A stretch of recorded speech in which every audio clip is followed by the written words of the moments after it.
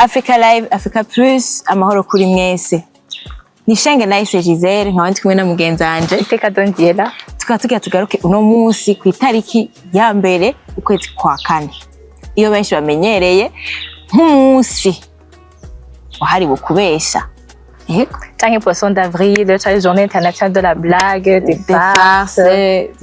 Nico tugomba kuvuga ko ahanini aho ushaka gusanga ari umunsi abantu benshi bakonovuga gute bakoresha amakosa abantu canke ugasanga ugashano bivuga gute ugasanga umuntu arakoze ikosa atari gukora kubera ko yashize mu mutwe ngo numunsi wahariwe kubesha.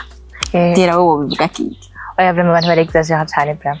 Premièrement le 1er avril ntarukiye kuba vraiment umunsi wo kubwango kuko ari abantu babesha bakexagera. Oya le fait que bavuga yuko ni journée internationale de la blague.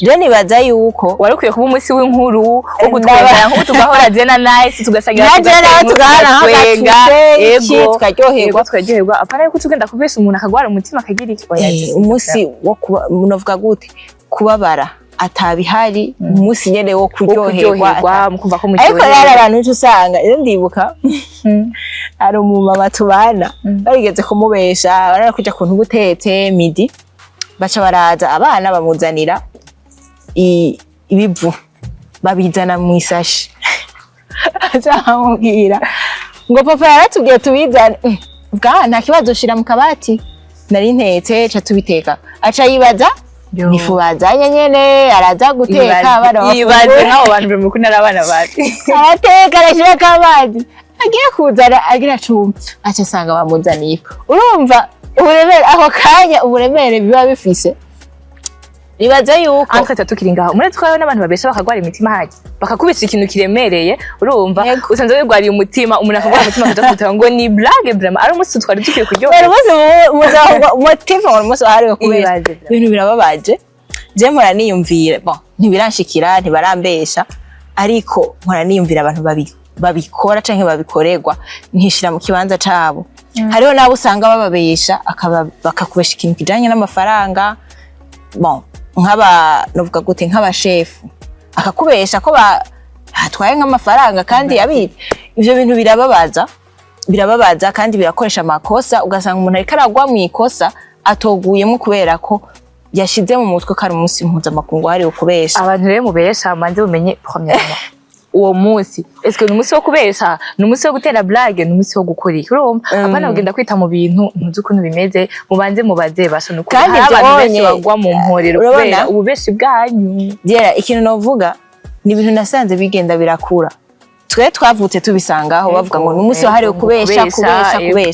Niba tukiri kw'ishure twarabesha ukabesha umunyeshure mwigana neza mu Kirundi urumva twari tuzi twari umunsi mukuru wo kubesha ivyo blague n'ibyo tumenye ubuti ahubwo je nibaza ko hariho n'abanyeshure bahora basiba kw'ishure bababwiye ko batigo ego umva ko ari ibintu bibabaje ariko ico je no bivuga ko ico uko ndavyumva ntiwaruke kuba umunsi wo kubesha kuko nibaza yuko na musi wo kubesha ubaho. Wapi musi wo kubesha je kubesha ni icaha ibintu biremere kubesha ni icaha n'Imana nibaza ko ivyo tukiri kw'ishure bavuga ngo le 1er avril ngo naho wobesha Imana ngo nta na kimwe ngo biranazi ngo makongress uwo musi vraiment muri Bibiliya ntaho ndasoma vyanditse ariko muri rara turasoma vyanditse ivyo bintu kuko wemerewe kubesha oya ntibibaho. Rero ico no bivuga ko nuko abantu bokura mu mutwe yuko uwo munsi si umunsi wo kubesha ni umunsi wo gutera inkuru ni umunsi w'amablague uhuye na mugenzi wawe muryoherwe mutere na nice mukamuka twagita mukatigira n'ukuri basha Africa Live turayikunda ni muze hano tugatangira cyangwa mukaza kuri Africa Live tukaturamutsa nibisanzwe n'ukuri kuri Imana no muri commentaire mukabitubwira tugatera inkuru naho tudashobora kubona na tugatera inkuru.